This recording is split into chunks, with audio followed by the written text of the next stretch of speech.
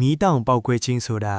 ကမ္ဘာမြေမျက်နှာပြင်အောက်မှာရှိနေတဲ့အလွန်ပူပြင်းတဲ့ကြောင်းရည်ပူမက်ဂမာတွေပြာတွေနဲ့ဓာတ်ငွေ့တွေဟာမြေလွှာအက်ကြောင်းထားမဟုတ်မီးတောင်ဝါကနေတဆင့်အပြင်ဘက်ကိုအင်အားပြင်းထန်စွာထွက်လာတဲ့ဖြစ်စဉ်ဖြစ်ပါတယ်။မီးတောင်တွေဘာကြောင့်ပေါက်ကွဲရတယ်လဲဆိုတဲ့အဓိကအချက်၃ချက်ကိုရှင်းပြပေးလိုက်ပါတယ်။၁ကြောင်းရည်ပူမက်ဂမာများမြင့်တက်လာခြင်းကမ္ဘာအပေါ်ယံလွှာအောက်မှာရှိတဲ့ကြောက်လွှာတွေဟာအပူရှင်ကြောင့်အေးပြောင်ပြီးမက်ဂမာတွေဖြစ်လာပါတယ်။ဒီကြောက်ရည်ပူတွေဟာသူတို့ကိုဝင်းရံထားတဲ့ကြောက်လွှာတွေထက်တိတ်သေးစားနေတာကြောင့်အပေါ်ကိုတိုးတက်လာပါတယ်။အပေါ်ကိုရောက်လေဖိအားနည်းလေထိပြီးမက်ဂမာထဲမှာပျော်ဝင်နေတဲ့ဓာတ်ငွေတွေဟာပူဖောင်းလေးတွေအထက်ထွက်လာကမက်ဂမာကိုအပြင်ဘက်ရောက်အောင်တွန်းထုတ်ပါတော့တယ်။၂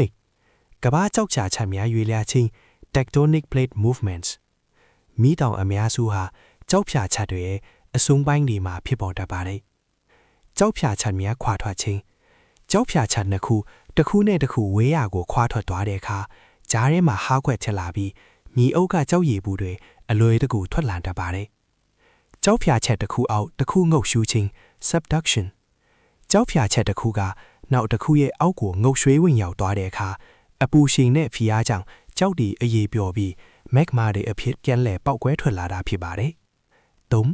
ဓာတ်ငွေဖိအားမြင့်မားလာခြင်းမက်ဂမာထဲမှာရေငွေ့ကာဗိုဒိုင်အောက်ဆိုက်နဲ့ဆာလဖာဒိုင်အောက်ဆိုက်စတဲ့ဓာတ်ငွေတွေအများကြီးပါဝင်ပါတယ်။မီးတောင်ဝါမှာကြောက်ခဲတွေပိတ်နေတဲ့အခါဒီဓာတ်ငွေတွေဟာအပြင်ကိုမထွက်နိုင်ပဲဖိအားတွေတဖြည်းဖြည်းများလာပါတယ်။အချိန်ကြာလာတဲ့အခါမှာတော့အဲ့ဒီဖိအားကိုမတွန်းခံနိုင်တော့ပဲဘုံပေါက်ကွဲသလိုမျိုးအင်အားပြင်းထန်စွာပေါက်ကွဲထွက်လာတာဖြစ်ပါတယ်။မီးတောင်ပေါက်ကွဲခြင်းမှာထွက်လာတဲ့အရာများချော်ရည်လာဗာမီးပင်ပေါင်းကိုရောက်လာတဲ့ကြောက်ရည်ပူတွေကိုခေါ်တာပါမီးတောင်ပြ volcanic ash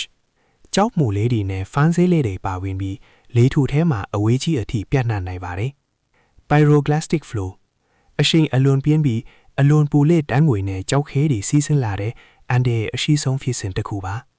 မီးတောင်တွေဟာပျက်စီးဆုံးရှုံးမှုတွေဖြစ်စေနိုင်တယ်လို့တစ်ဖက်မှာလည်းမီးတောင်ပြားတွေကြောင့်မြေစီလွာကောင်းမွန်ခြင်းနဲ့ပထဝီအပူစွမ်းအင် geothermal energy ရရှိခြင်းစတဲ့အကျိုးကျေးဇူးတွေလည်းရှိတတ်ပါတယ်